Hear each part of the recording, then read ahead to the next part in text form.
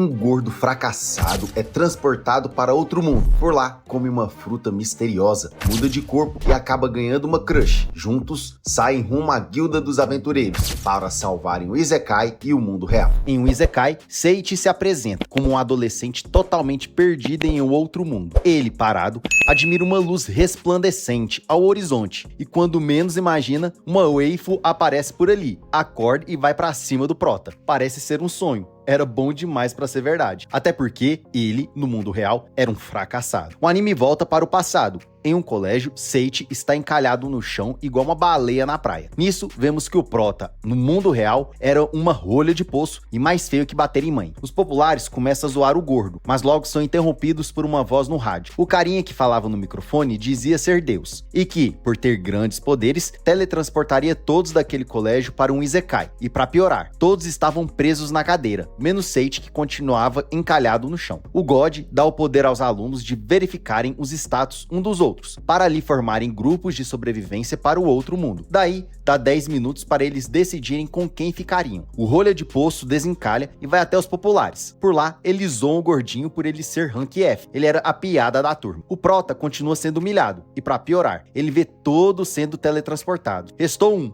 Ele mesmo. God fica com pena da baleia e diz que dará um poder especial de presente para ele, e então o teletransporta para o Isekai. O prota chega, todo ferido e pior que a capa do Batman. Além de cansado, ele estava varado de fome. A situação estava feia, que ele vai atrás de uma lagarta, mas antes de pegá-la, uma criatura pisa em cima do bola e faz ele comer areia. Seiichi levanta a cabeça e vê que a criatura havia deixado cair uma fruta. Ele a pega, desesperado, mas antes de comer, avalia a fruta. Era a fruta da evolução. Ele acha suspeito, mas como era gordo, cai pra cima da fruta. Acontece que ele fica com nojinho, mas não tinha opção, era aquilo ou ficar com fome. Do nada, uma voz avisa que ativaria os efeitos da fruta da evolução. O prota não entende nada e acha que tá ficando maluco. Então, levanta e vai procurar mais comida mais uma vez. Enquanto anda na floresta, encontra vários macacos gritando por ali. O prota analisa o status das criaturas. Elas eram rank D, bem mais que o garoto. Ele começa a analisar o que tinha por ali e verifica que os macacos estavam estocando muitos itens, entre eles comida. Ele espera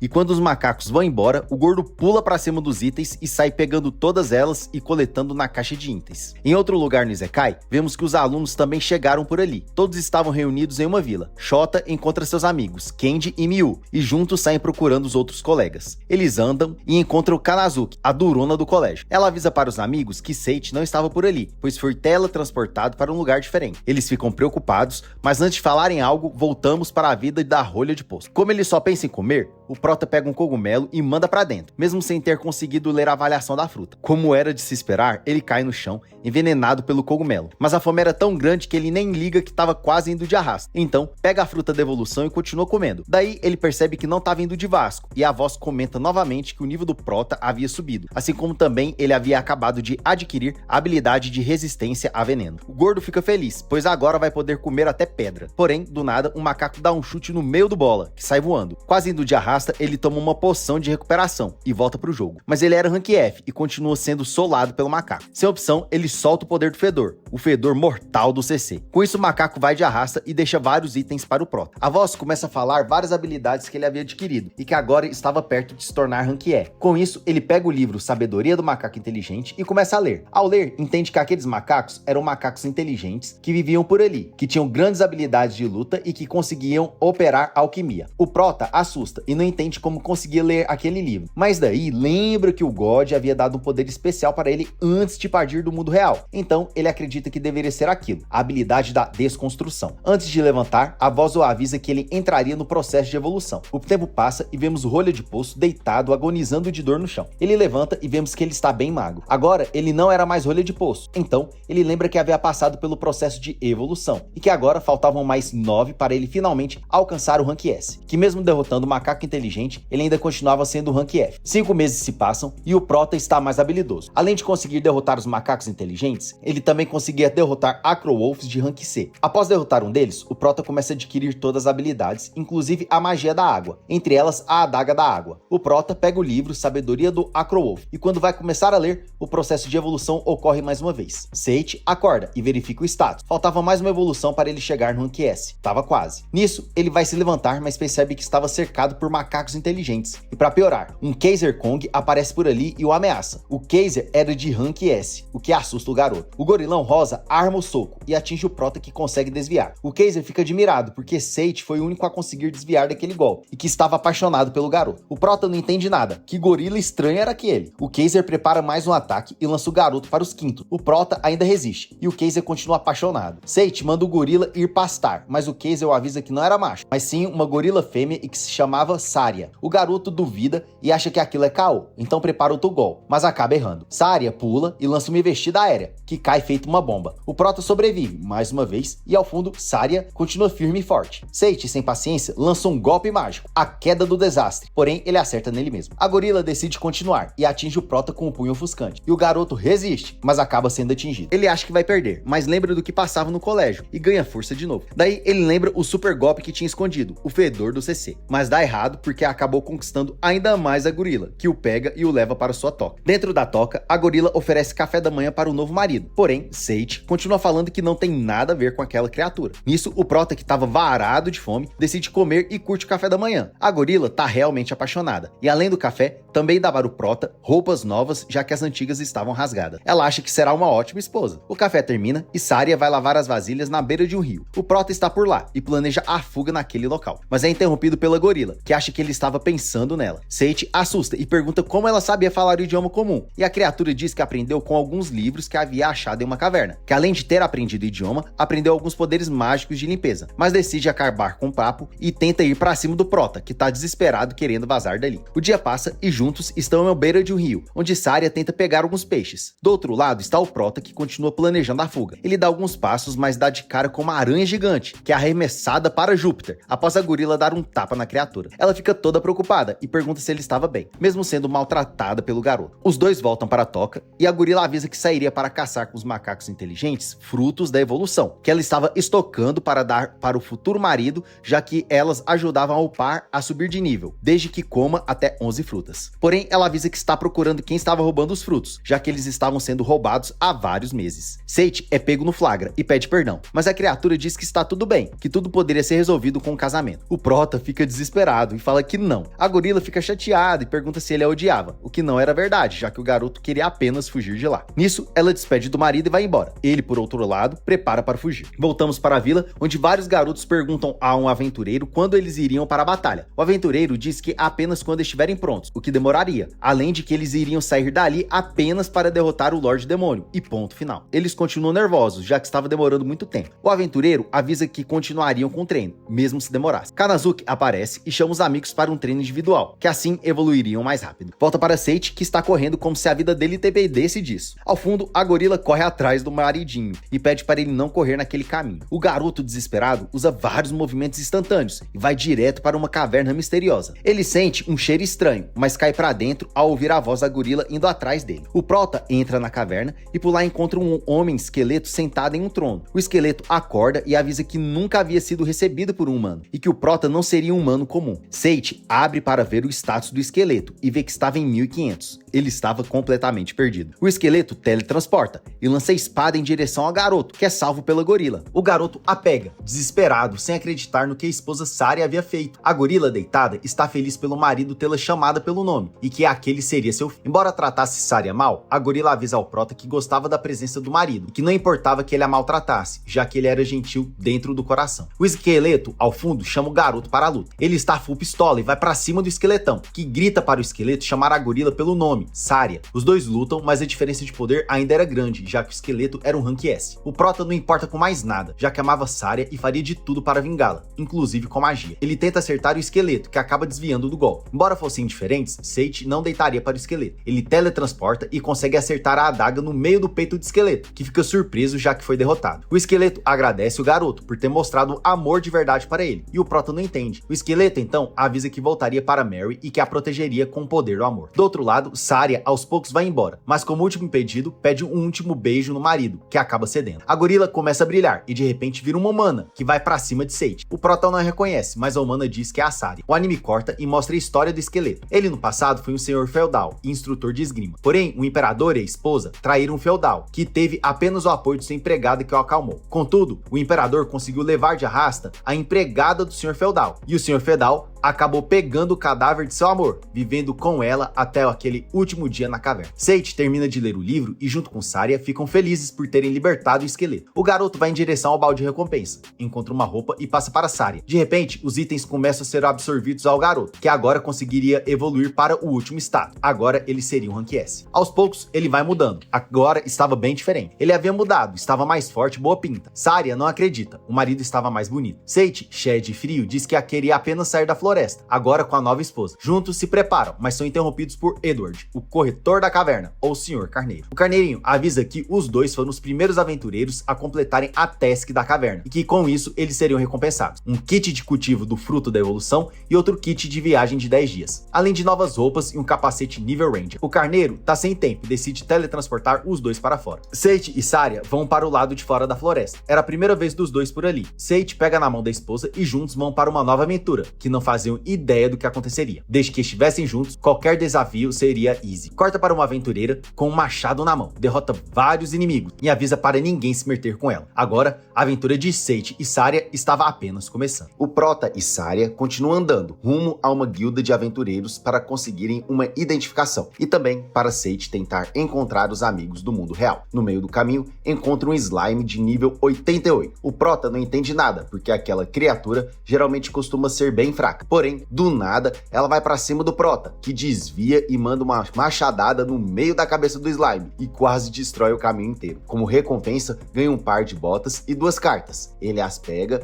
e acaba ganhando mais habilidades, entre elas um manto de disfarce. O Prota pega uma carta que veio junto com o manto e encontra o Sr. Carneiro, que o avisa que ele havia ganhado o manto porque havia subido de nível, que não era necessário mais esconder o rosto com um capacete. E, do nada, vai embora e explode a carta. Depois de caminharem por horas, Seiichi e Saria chegam na capital real e são abordados por um guerreiro. Ele pede os documentos dos garotos, mas, como eles não tinham, acabam tendo que tocar na gema da verdade, que investiga o passado de quem a toca. Os dois tocam e são liberados, mas intimados pelo guerreiro para emitirem logo os documentos. O Prota o avisa que iriam até a guilda para com que ela emitisse os documentos, e o guerreiro leva um susto, pois, segundo ele, seria melhor evitar aquele lugar que era bem esquisito e de caráter duvidoso. Por fim, despede dos amigos e abre os portões da capital real, Telbert. O casal anda em direção à guilda. Seiichi está animado e acha que vai dar tudo certo. Porém, quando abre, vê uma loirinha chicoteando Gordola. O garoto não entende nada e continua verificando como era aquele lugar. Só tinha gente esquisita por lá. Saria quer ver o que tem por lá, mas o Prota impede e tenta ir embora de lá. Porém, é impedido pelo mestre da guilda, que barra os dois e manda eles entrarem. Sem opção, eles entram. E a loirinha esquisita acaba se transformando e indo em direção do Prota para atendê-los, já que ela era a recepcionista daquele lugar. O garoto ainda tem dúvidas, mas Saria fala para ele registrar naquela guilda, já que todos por lá pareciam se divertir. Logo, o garoto assina os documentos, mas é abordado por 2 aventureiros que querem dar um rolê com ele. O garoto aceita, pois queria ter novos aliados. Logo, eles o levam até o líder do trio, que na verdade queria ser mais que um aliado do garoto. Seiichi fica desesperado e vaza de lá. Desesperado, volta para a guilda. O mestre e a loirinha questionam o garoto como ele havia voltado tão rápido e sem nenhum arranhão. E ele responde que nem viu nada, só saiu correndo. A recepcionista muda de assunto e fala para o casal que eles seriam testados em desafios para verificarem quais tipos de missões seriam adequadas para eles, e que eles seriam inspecionados por Artória, a Calamidade, uma aventureira de rank A. O Prota fica com medo e apaixonado. A aventureira era top. O mestre da guilda avisa a Artória que Seiichi tinha potencial, já que conseguiu fugir dos aventureiros safados sem um arranhão. E Artória pensa, mas acaba aceitando ser inspetora. Enfim, os levam aos desafios. Os desafios eram divididos em 3: ajudar um orfanato, demolir uma construção e levar um cachorro para passear. O normal era uma missão, mas o mestre da guilda mandou 3 porque ninguém queria fazer aquelas missões. Seiichi, ainda apaixonado, elogia o sorriso da aventureira e ela bem envergonhada.